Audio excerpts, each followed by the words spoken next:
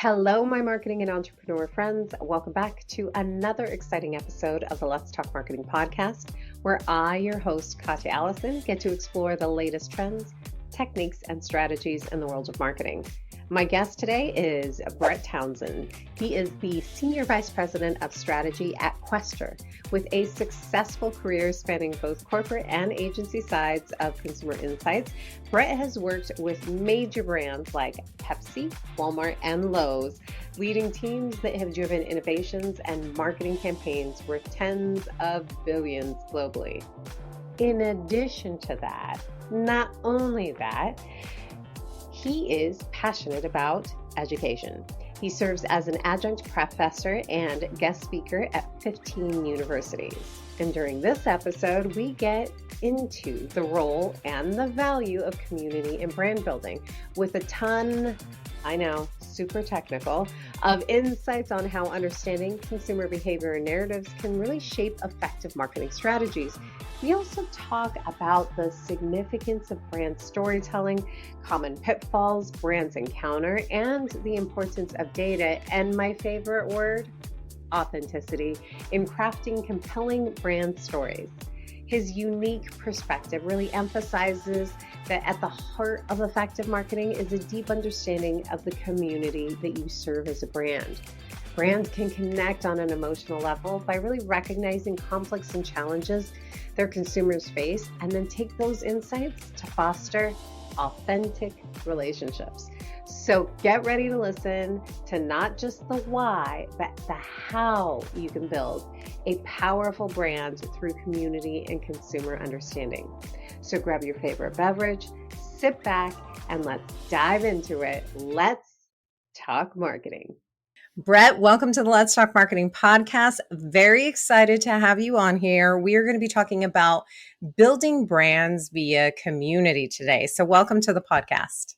Thanks, Katya. I'm also excited to be here. Thank you. Well, let's get to it. I always like for my audience to get to know our guests. So I start off with the basic questions. What was your first marketing role? Whether it had marketing in the title or it did not, what would you consider your first marketing role? Probably my first true marketing role was when I was doing consumer insights and some marketing for a publishing company. And so that's probably what I would say was my first role where I was actually doing marketing, and then kind of use that to go into the agency side and really start to work with clients and develop that before I then started on a 15-year corporate career, which had marketing and consumer insights combined in it. I love that you started in consumer insights because I think as marketers, that's our foundation. We are marketing to the people, and having a really good understanding of what your audience or who your audience is, I think is so key beyond, filling out a persona document or template. Now that's where you started. Where are you at now? What is your current role? So my current role is I'm a Senior Vice President of Strategy for an agency called Questor, and we are a branding and innovation strategy firm.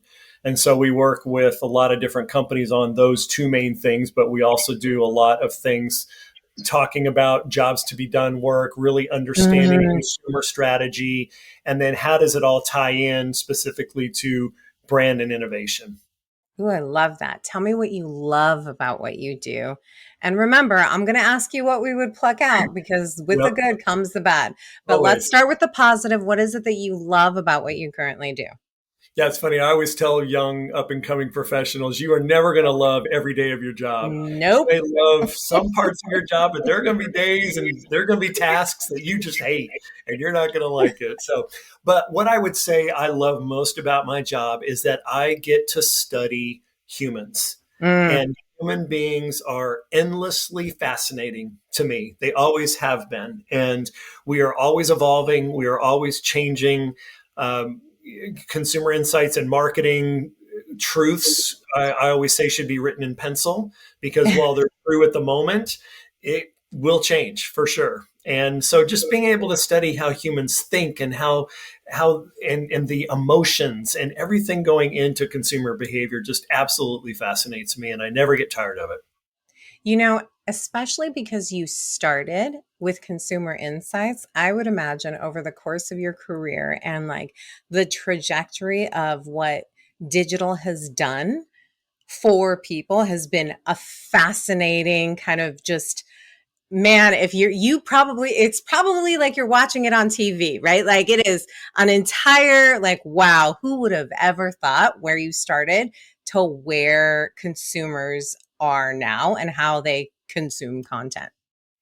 It's true, but at our core, we are the same as we've always been for thousands of years. We are as humans, we are driven by the same forces. We are driven by the need to survive, by Yeah. self-interest. We are emotional creatures. Every decision we make is emotionally driven, and these things have always been the case. And so it's really fascinating, especially working with a food company for so long. I was at Yeah. PepsiCo for almost a decade. And we talked a lot about the evolutionary psychology of how our bodies have developed and how it causes us to even crave certain foods. And so it's just those types of things are so fascinating to me. I Wow. We could have just done the podcast on consumer insights. So maybe I'll have you back on so that we can dive into that, because I think like it's true. Like I think of obviously Maslow's hierarchy, and it's interesting because I interviewed someone about she called it like the demise of bro marketing, how we're always pushing people right for like the kind of clickbaity, this Yep. clickbait to act fast, but it is such an emotional driver, right? It's the scarcity, it's the feeling that we want to kind of get out of people, is that fear of missing out, right? Like the FOMO, click on here, do this. And I think that we're trying to balance that out of like, all right, how can we be ethical and empathetic with, still speaking to just kind of emotions and getting people to actually stop and consume what it is that you're trying to say. Yeah, and So, I would add, I love emotional and empathetic is a huge key, but I would also add authentic. And that's one of the issues with marketing, is that so many brands just try to be funny or do the clickbait or to just try to get people's attention, that they do it in a very yeah, inorganic, inauthentic way. And yes. the authenticity is so important. And that's what consumers and humans respond to. And that's how they create those emotional relationships with brands. Authenticity is a word that I use so much that sometimes I'm like, okay, guys, I know I'm saying it again, but it is so very true. And I do think like nowadays that is one of the biggest challenges for brands, not just marketers, but for Right. brands, is to be authentic, because it's so noisy out there and you kind of want to do the trend because you think that you need to do that to be relevant. And this idea of authenticity is like, I want to be unique, but I don't know how to be myself, because we also have to balance out like this fear of cancel culture as well too. Like, where's my spectrum? Oh my gosh, I could totally talk about this for days. Oh, yeah. And we haven't even gotten to what you would take out. What, tell me what we would pluck out of your role to make it perfect. Everything else besides consumer insights. Yeah, I think what I've learned, I started my career, the bulk of my career, I started on the agency side, and now I'm back on the agency side after being in corporate for 15 years. And I think what I would pluck out of my role now is there's always the roller coaster of emotion with getting or losing a project with, Yeah. and that I had forgotten about that roller coaster being on the client side. Oh, that's so the truth. That takes me back as well too. You do so much work to just try to get it, and Mm-hmm. then you don't get it. Yep. But and There it I feel goes. like if you're doing it right too, you become, because I remember this is exactly how I would get so invested, like I could see the plan in action that we were putting down, like, oh my gosh, I've got 12,000 ideas. This is how we're going to make it work. This is how we're going to track it. And then month over month, like this is what we'll be able to see, just to be like, we went in a different direction. So And then what hurts even more is when they tell you the direction they went and you just go, that's not going to help you. based on everything that you've told me, Yes, That's not exactly. that's just not going to be it. Exactly. Oh my god, that's so funny. That's a good one to pluck out. Now, Yeah. we've talked about all of that. I would assume, not assume, everybody has to be able to stay up to date with the trends, especially as a marketer, so that you can be strategic with everything that you're doing. So how are you staying up to date with the trends? Is there a podcast? Are there books? Is it research? Or is it people you follow? Is it social media? How do you stay up to date on marketing You know, trends? it's really all of the above. I do Okay. all of those things, but there has been one thing in particular that we do particularly well at Questor, and no, this is not a shameless plug, but it is a way that we can see the trends even before they're happening, and that's through social narratives. So Okay.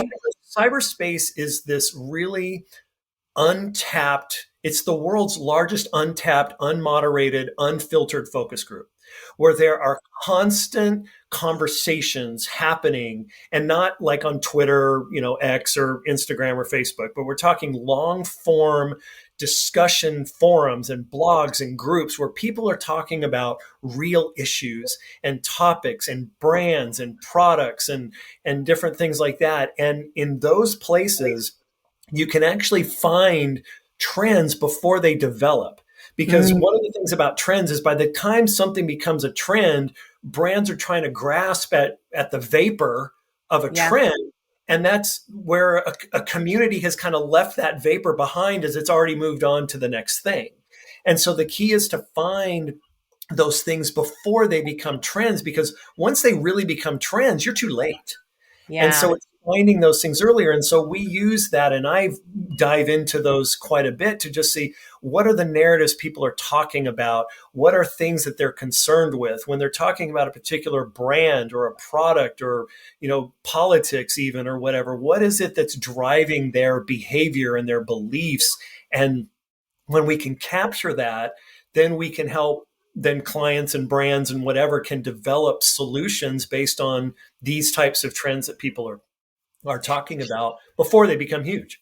How are you guys aggregating that information? Like So that's a good question. what are you scraping? Yeah, so we have it's through AI obviously, but there's a Yeah. big human element to it too. So we have an AI scraping tool that can go in, and we can go back a year, 2 years, however long we want, and scrape. We can type in parameters and things, but it Yeah. scrapes all of these, thousands, millions of conversations about things. Then we have a back end AI that analyzes that to a certain extent, but then it's our human linguists and people that can really Mhm. dive in and say, these are the stories, these are the narratives that are driving it. So it's not collecting analytics, it's not just saying these are key topics, but we really put the narratives behind it and saying these are the stories that are driving thoughts and behavior. That's amazing. I think, at a very small level, um, I've talked about this on other podcasts when we talk about social media and influencer marketing and all of that stuff. We do talk about the posts and we talk about that engagement, but it's taking a look at the comments, what's in the comment section that's actually going to Yes. tell you like how that message is resonating with your audience, even just seeing that there are comments. And then on top of it, doing that qualitative, the fact that you guys can do that at such a bigger level is insane. I'm assuming that there's a cost associated, or do you have a newsletter that goes out? We don't do a newsletter. It's usually something that we do as part of projects that we do for our clients, kind of Yeah. more of like a starting point. So when they say, here's the question we're trying to answer, a problem we're trying to solve, in many cases, that's the first place we go to say, Yeah. okay, what are people talking about? And what's the general sentiment about this topic or this brand or something before we even get started? And it helps make us smarter, because then what we can Yeah. do is understand the consumer language that people are using around these Mm, things. It helps us ask better questions because we have yeah. a foundation rather than just guessing about where to start. We know where to start because we have that. And like I said, we use it to uncover all sorts of different things. And I mean, in all of the years that I've been doing marketing, this is one of the coolest things that I've Yeah. ever come across. And I used it when I was on the corporate side, and it was so valuable to uncovering those little bits of things that maybe it's under the radar and people really haven't heard of it yet. And of course, that makes it hard to sell it in because, unless Yeah. somebody's heard of it, they don't think it exists, which is not true. And so it's Yeah. really kind of having these compelling arguments. And a lot of times we can go in and say, well, this is a result of 250,000 conversations about this. And it's kind of hard to argue with that when you have that kind of volume of data where people are talking about certain things and then forming these narratives around it. I'm totally sold now. I have no need for the service, but well, because it's true. I think oftentimes we resort to doing something manually to try and to even get, you said something in regards to like get the language that they're using, right? I always feel like we can all be at a table, even like the most empathetic marketers, we can sit at a table and try to really put ourselves in the seat, but ultimately we're going to use our language.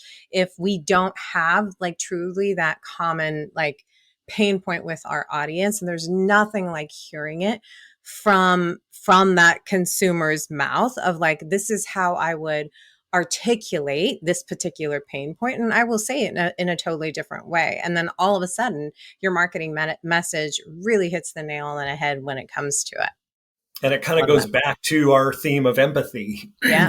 Really understanding what is forming those things. Because, in consumer insights, you can measure what someone believes or how they're behaving, but we don't understand what are the narratives that are driving those beliefs and that behavior.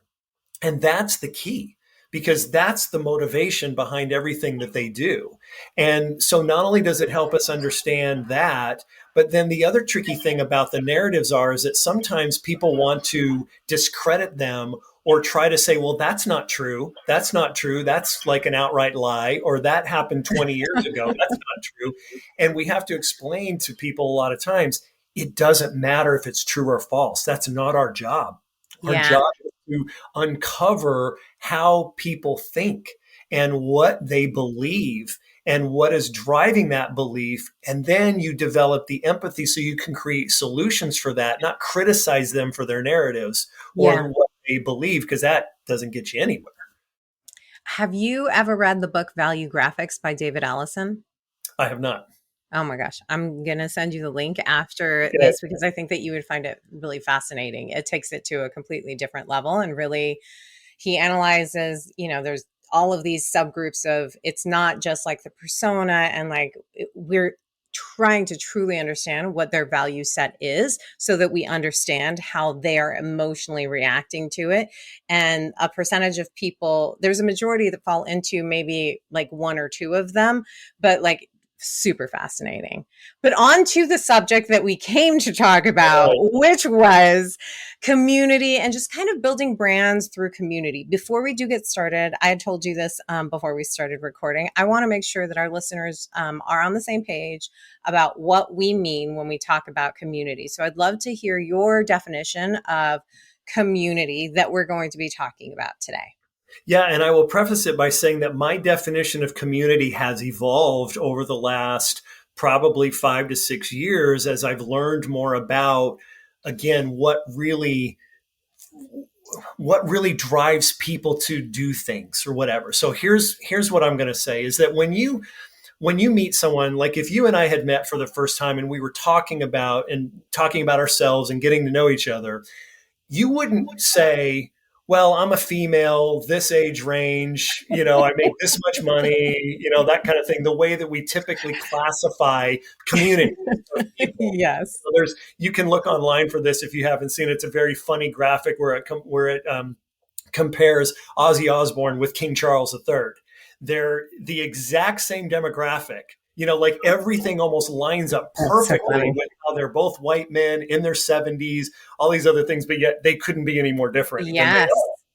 So my definition of, so what we would do then is we would talk about our interests. We would talk about things that we enjoy doing, and we seek out communities of people who believe the same things and who enjoy the same things we do.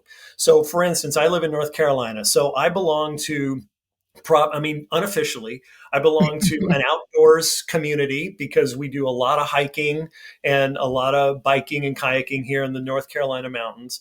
I'm a huge Texas Longhorns fan, so I'm part of a Texas Longhorns community. I coached junior Olympic volleyball, played in high school, college, and still play now. And so I'm part of a volleyball community. So that's an example of Yeah. communities that I belong to that shape the way I live my life. And so now I think the next level of how we define communities for marketers is you're looking for these communities of people, and there's hundreds of thousands or millions of these types of communities, and people belong to multiple communities, but it's finding these communities that resonate with you, that already have an affinity for your brand, and that you already have a connection with. And that's step one. Step two is then figuring out how can you contribute to that community, Yeah. and what can you contribute to them instead of just taking from them their money as a consumer. And then that just continues this cycle of emotional connection to your brand. So when I use the term community, I mean this community of consumers who have like-minded interests or things that are affiliated with your brand that you talk to and connect with on a very intimate and emotional level. So I define community in the exact same way too. And the reason that I also wanted to, start with that is because I think that sometimes brands think of their community, right? Like, I'm brand A and I'm talking about my community where the like-minded, maybe this is where I think that they're thinking wrong. But the thing that they have in common that is bringing them together is that they're all my customers. That could be one of the communities, right? Like, that's kind of a bit of a community. But what you're talking about is as a brand, as brand A, I actually want to look out for interest communities, right? That kind of share sort of those same values. Is that accurate? Yes, because consumers affiliate themselves with brands that share and reflect their values. It's like we buy brands because it says something about who we are. And if you're in a grocery store and you've got products in your cart, and you have a friend that you bump into in the grocery store and they're going to look at your cart, what are they going to think about you based on what's in the cart? Yeah. Because of the brands that you've bought, and just like what we wear and what we drive, and all these different things, it says something about who we are. And we take those choices as consumers very seriously in most cases. And brands, I feel, have been lagging behind in understanding that consumers really connect with brands that share and reflect their values.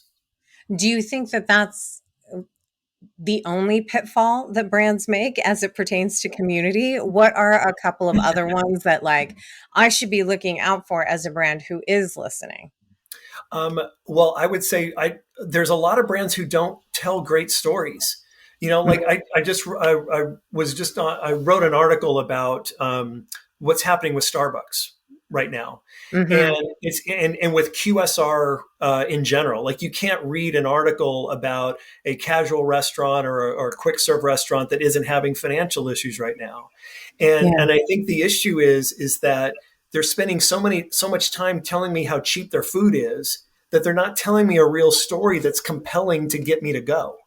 And so I think a Yeah. lot of brands resort to the lowest common denominator and things that are easily replicable by competitors, that they've lost the art of brand storytelling. And so I think that is very egregious in my mind. How just turn on the TV and watch for an hour and see how many commercials are just talking at you about what they do or how they do it, and they're not giving you any reason why you need it other than, hey, it's cheap, you know, Yeah. or it's a powerful engine. Okay, well, there's a lot of powerful engines and there's a lot of cheap food out there and things like that. It's like I need the story. And then I think the other pitfall that they're getting into is that brands are trying to tell stories, as we talked about earlier, in a very inauthentic way. You have Mm-hmm. executives who are trying to push agendas that are their own, that have not, and that shows they're completely out of touch with their consumer base, and they're not telling stories that resonate with their consumers, but it's what resonates, as you said, in the boardroom. And Yeah. that disconnect can really tank a brand and cause it to really suffer short term. And in some cases, what we're seeing now is long term, uh, long term decline in sales because they've just kind of lose their way. What are, well, you can't give me the entire playbook. So I'm going to pick one. Okay. I'm going to pick the brand storytelling because I think that's a really great example and definitely a hill that I will die on because the Mm-hmm. amount of companies that I've worked with that are so, I mean, whether it's a product or a service, if it's a product, it's the feature wars. It's this Yeah. comparison. That's all people care about. Yep. When in reality, you're solving something for people with that particular product. So what kind of advice can you give someone on like how to be a good brand storyteller? Because I think like there's this panic of, but I've got to make the sale. I've got to make the sale. And they're going to ask me these questions anyway. So I'm going to skip to that part. Yeah. And I think it starts with how are you building your story in the first place? A lot of people are like, Okay. we need to appeal to the largest audience possible because that's going to give us our greatest source, our greatest chance of making revenue. And that is not true. I mean, the best brands are highly targeted as to their Yeah. stories and who they're going after. And so the philosophy that we share, at Questor and what we consult people on is to build your brand story the way that your brand lover sees you.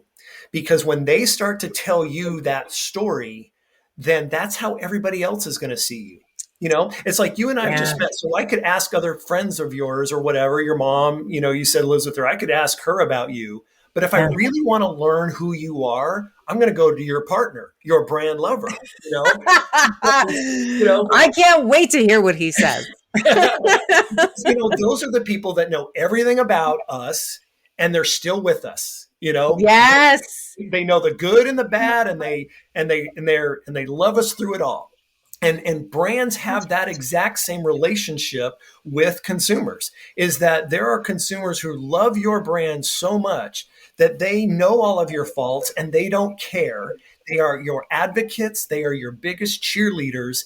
And the Yeah. story that they tell about you is different than what everybody else does. And so you're not marketing to only that small group of people, but that's how you build your story. And that's the story you tell. And then everybody starts to see you that way. And so I think that's the first thing that people get wrong is they just try to come up with some story that will appeal to the masses, and it won't always appeal to the masses. Yeah. That's okay. But then the other thing I feel like people aren't hitting on in their marketing stories is they don't understand the consumer conflict. Like any Okay. great story is driven by conflict. I mean, think about TV shows, books, movies. The Yeah. most compelling part of the best stories are the conflict. Yeah. And Darth Vader and all the Bond villains and just you name it. It's conflict. And if we don't understand the conflict that our core consumer is facing, we don't have a story to tell because we're not giving anybody the why on why they need our brand because in Yeah. essence we're not helping them overcome anything. And so we have to be this tool of the hero or the heroine of the story to Yes. overcome the conflict. And if we don't understand what the conflict is, then we have no compelling reason to exist. Oh, that's so true. I I just love everything that you're saying, and I don't even need to wrap it up because it is, I can't even tell you how many times I go into a brand, and especially, when I was at an agency, and this is why this was my follow-up question, because I assume that you are articulating how you are going to be able to build a strategy for a brand that you don't live and breathe every single day, Mm-hmm. right? Because I think that that's kind of the apprehension of people engaging with agencies. It has been in my past, even though I came from agency, I'm like, you're not going to be able to pivot as quickly. You don't know who I am. And sometimes potentially, maybe you've never worked in the industry that my company works for. Do you think it's enough to be able to speak to the customers to get as much information and really feel like you can put out the best marketing message that way? Absolutely. And we work with clients that have a lot of great consumer insight, but just need help understanding how to build their story. And then we Mhm. work with clients that really don't understand where their consumer is at all. And we do that work for them and then build it into this storytelling thing that we do for them, and teaching them how to do it themselves. We always tell people we could come up with a story for you. We'd rather teach you and train you how to do it yourself. And so we Yeah. do it both ways. And it doesn't matter if I've never worked in a particular industry before. I know how to build stories. And I'm not going to try to tell you I know more about your consumer than you do, but I am going to take the elements that you know and kind of show you how to take all of these things that you think are hodgepodge bits of consumer insights and Yeah. turn it into one cohesive story that shows empathy, connects emotionally, and then eventually builds your brand to the point where you have price inelasticity, where you have loyalty and that brand equity that allows you to do things with your brands that weaker brands can't do.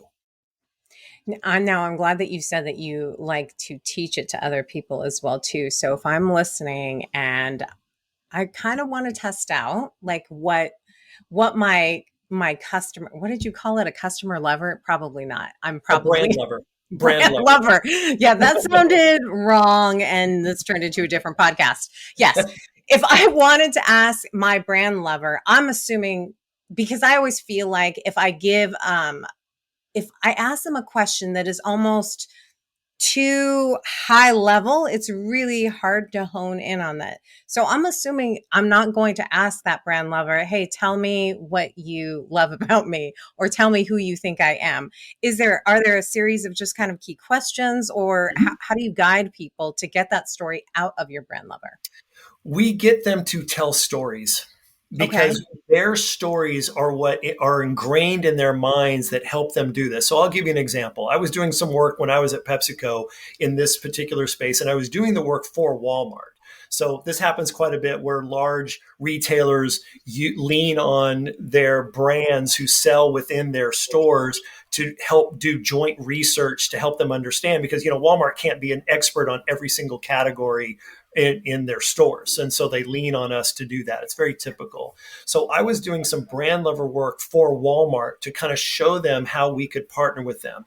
And so what we did was to uncover what is it that people love about Walmart. And we just asked them a series of questions, which basically got them to tell us stories about how this relationship started, how it developed, and how it turned into something that is so emotionally strong that it can never be broken. And I'm telling you, there were times where I was literally brought to tears by women telling us about how Walmart helped them through their divorce, being able to provide Mhm.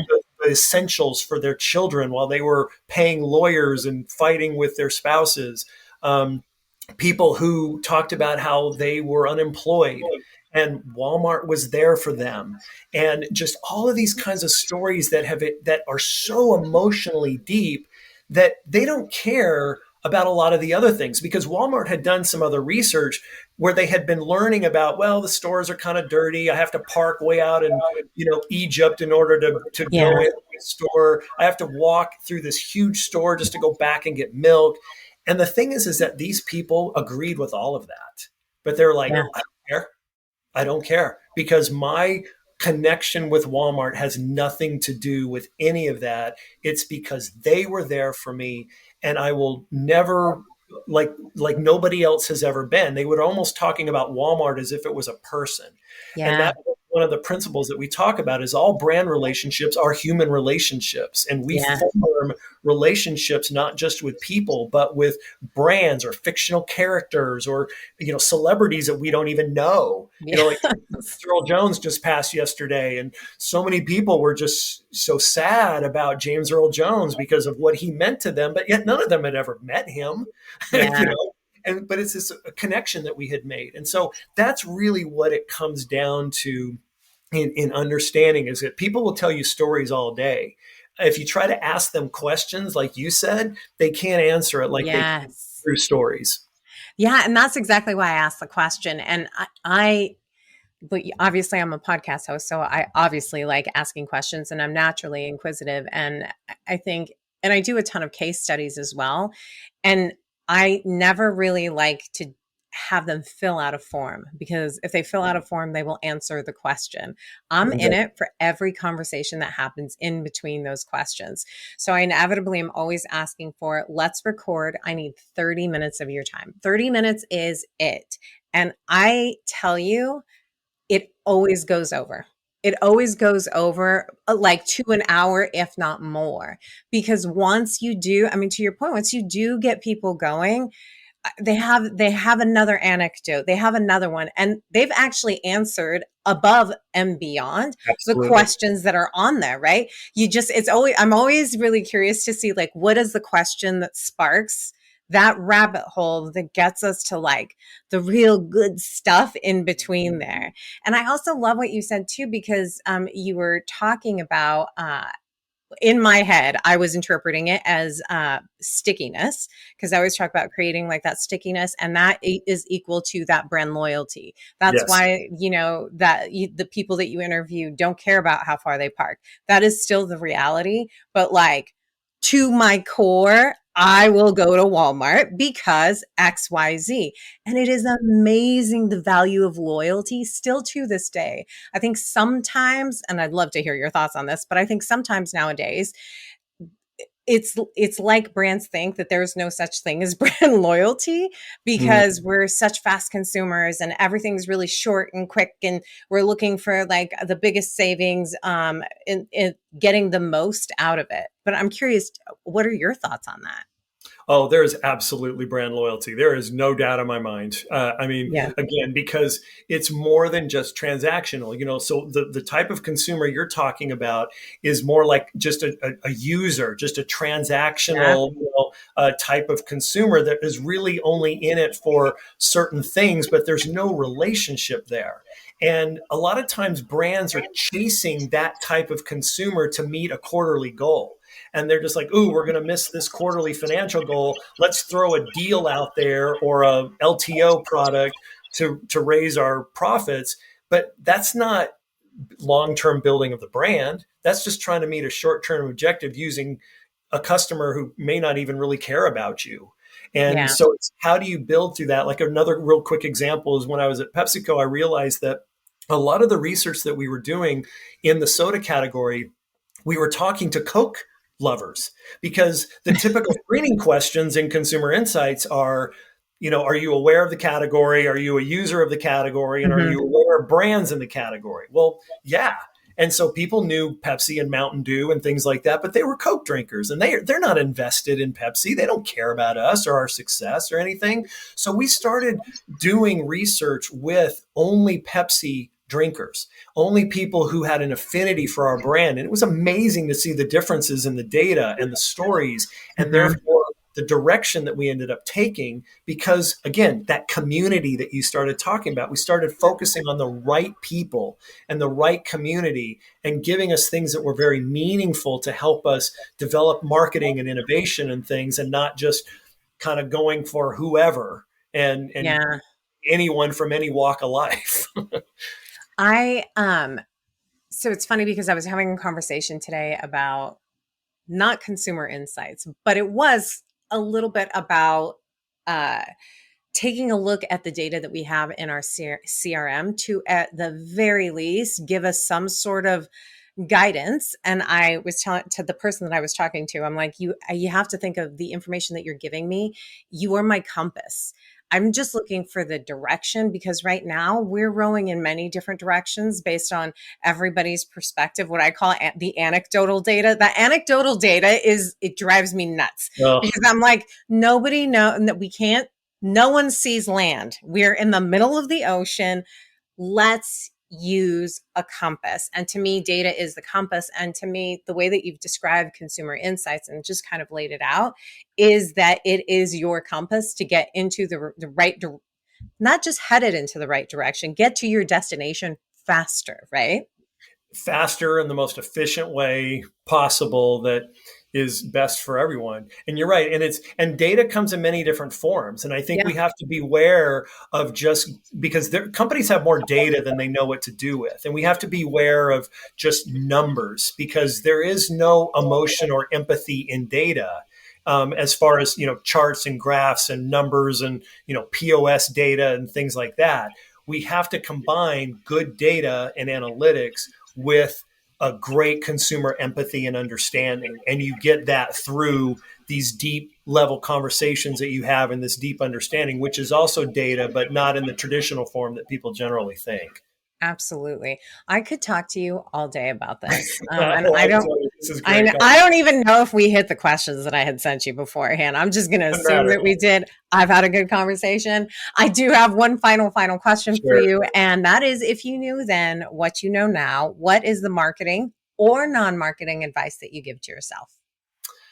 Um, what I would probably say is what I would say is have a plan. And it doesn't really matter what you're doing, but have a plan. So it was interesting because I got my undergrad in TV and radio broadcasting, and I did sports broadcasting for a number of years. And then I kind of decided I don't really think I want to do this the rest of my life. And I didn't have a plan. And so I Yeah. was very lucky through networking and some things, to land a job that kind of led to the next job in at the publishing company I mentioned, which then led to the next job, which then led to my career. And I talk with a lot of students when I teach about who have this very same question, and I tell them the same thing. I would just go back and tell my old self, just like I tell them, have a plan. It doesn't matter what you're studying, what you're interested in. Have a plan on how you're going to use it and monetize it, because I think kids get a lot of bad advice where they say, oh, do something you love and you'll never work a day in your life. And it's like, well, but you got to do something that you enjoy and that somebody's willing to pay you to do. you know Truth. and and I think that was kind of my issue. So that's what I would say, is I would tell myself, just have a better plan. Now I was very fortunate that my career has turned out the way that it was, but that's my number one advice. Well, I think that you banked on yourself and you made a good bet. So that was a Thank good you. plan, whether you thought it was or not. I Yeah. cannot thank you enough for coming on here. I've thoroughly enjoyed the conversation and I've gotten a ton of knowledge bombs from everything that you've shared today. So Well, great. Well, and thank you for having me, Katya. Really, it was a fun conversation. I appreciate it. thanks. What a great conversation with Brett. I'm ready to dive into my key takeaways for you today, too. So, my first key takeaway is customer insights for the win for effective marketing. We talked about this a lot. As our conversation really unfolded, it was really clear the value of customer insights to marketers, right? The stories that motivate consumer behavior. We have to pay attention to consumer emotions, that's feelings, my friends, and how they evolve along with their motivations. So we can really craft those compelling narratives.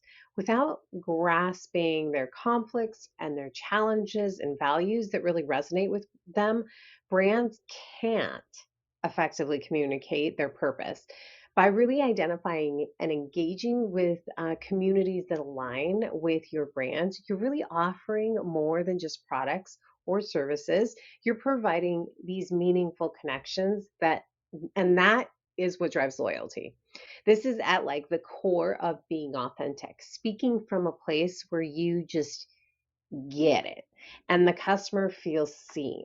Think about just kind of, and this is going to be such a silly analogy, but it's literally what came to mind was, think about being obviously in like a dark movie theater after drinking too much of that huge iced tea that you thought was a good idea, right? Inevitably you're going to have to go to the restroom. So it's dark and again, you've got to use the restroom. Sure, there's a sign that's going to tell you where the restroom is. That's a brand selling me something, right?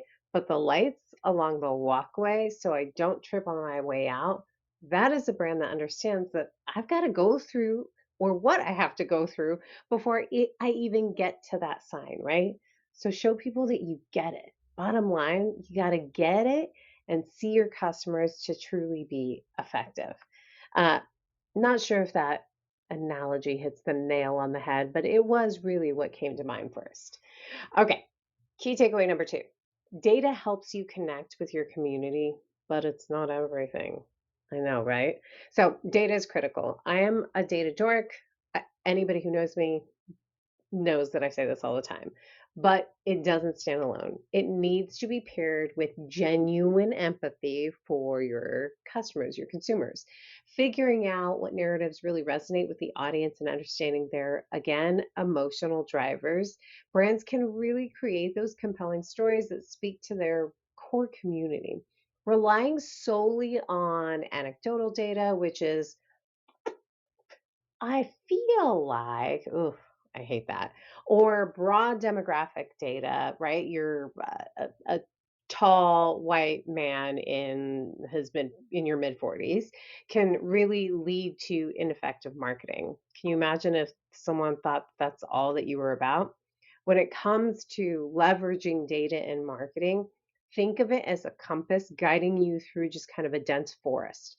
You can see the general direction you go, but the real journey is in understanding the terrain, the ground, right? A great example in action would be skincare. Think of a skincare brand that dives into customer feedback and data analysis by focusing on where their loyal customers are, and what they love about their products rather than just, you're a single white female or a middle aged Latina.